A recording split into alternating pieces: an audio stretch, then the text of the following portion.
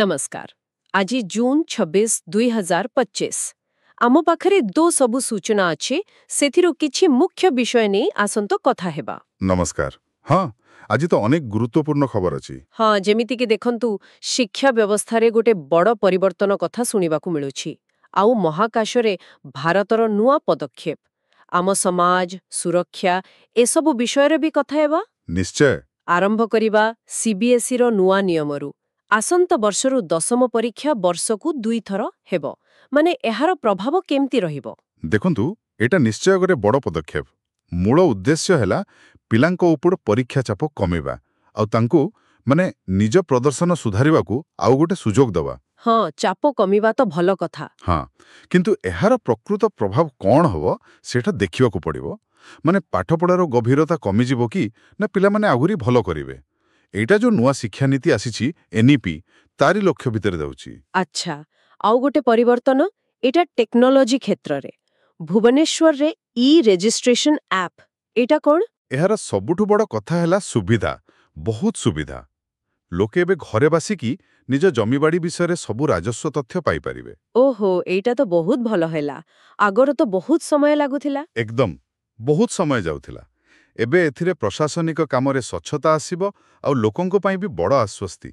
Digital Odisha दिगरे एटा गोटे भलो path कहिलेबो। ठीक सेमिति आउ एक गौरवर कथा एक्सियम 4 मिशन रे शुभ्रांशुंक महाकाश यात्रा 41 वर्ष परे जणे भारतीय एटा काहे कि एते गुरुत्वपूर्ण? हाँ, राकेश शर्मांको परे एते वर्षर व्यवधान एटा निश्चय गोटे बड़ उपलब्धि।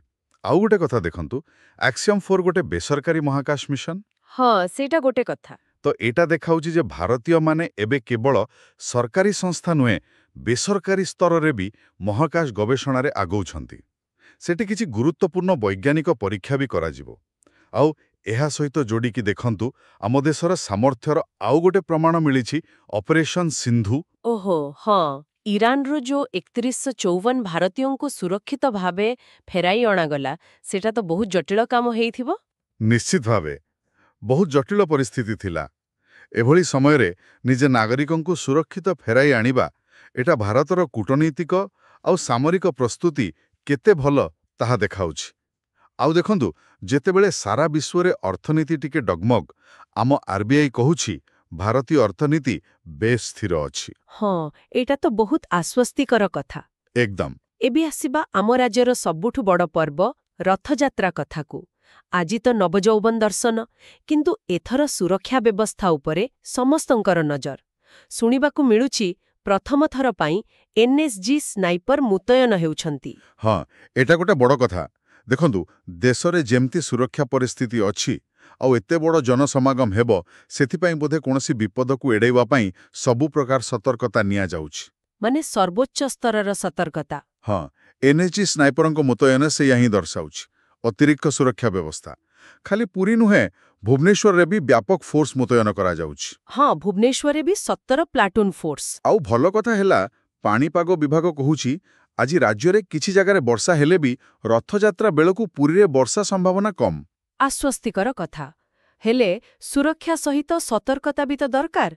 भुवनेश्वर रे ए जो ऑनलाइन होटेल बुकिंग ठकेई कथा सामना को आसिला। हाँ, आउ मयूरभंज पोक्सो कोर्टर दंडादेश। हाँ, 11टा नकली वेबसाइट। देखंतु अपराधर तरीका बदलुछि डिजिटल ठकेई बढ़ुछि। आजिकाली एसबु बहुत हेउछि तेणु लोकंकु सचेतन हेबाकू पड़िबो। अन्यपटे देखंतु पोक्सो कोर्ट जो 20 वर्ष जेल दंड देले एटा गोटे बहुत कठोर वार्ता। निश्चय एहा देखाउछि जे न्याय व्यवस्था काम करुछि। एसबु भितरे समाजर दुईटा पूरा अलगा चित्र भी देखिबाकू मिलुछि। गोटे पटे खबर आसुछि देशरे प्राय 50% युवक युवती पारिवारिक समस्या जोगु आत्महत्या करुछंती। भारी चिंताजनक कथा। हाँ, एटा बहुत दुखदायक। आउ अन्य पटे महाकालपड़ारे जणे वृद्ध कुंभीर सह लढ़ेई करी जितिले। कि अदम्य साहस ए दुईटा भितरे कोन देखुचंती? एटा देखंतु व्यक्तिगत साहस आउ सामाजिक चाप भितर जो विडंबना अछि सेइटाकू देखाउछि। से वृद्धंको साहस तो असाधारण बंचिबार कि प्रबल इच्छा शक्ति। अन्यपटे युवपीढ़ींकर मानसिक स्वास्थ्य केते गुरुत्वपूर्ण आउ परिवारर साहाय्य केते दरकार सेइटा आत्महत्या परिसंख्यान कहूछि।